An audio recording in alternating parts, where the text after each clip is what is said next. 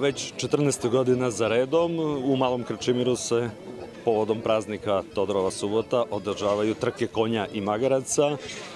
To je pokrenula mesna zajednica svojevremeno, opština se pridružila, mi smo pokrovitelji ove manifestacije.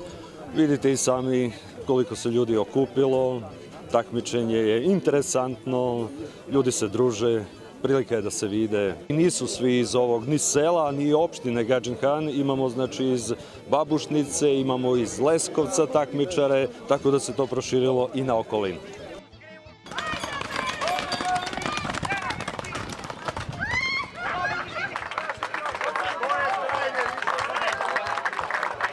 Konja ima već 7 godina, koji se zove Sokol, kupio sam ga u 3 godine, treniram ga tako svake godine ispred trka kada treba da se održi ova manifestacija, jedno 10 dana priprema trening.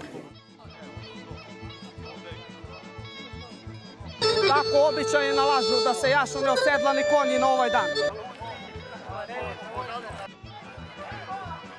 U trci s magarcama desilo se zato što je drugo magare bilo nemirno, onda sam ja morao da malo ranije pobegnem od njega. Međutim, magare igrom slučaja stalo na kamen, potkleknulo i ja sam se smakao.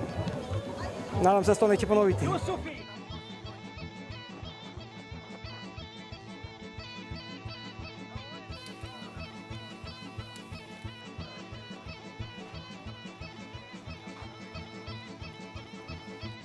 To nije loše, da se narod malo druži, da vide malo ranije kako je se to činilo.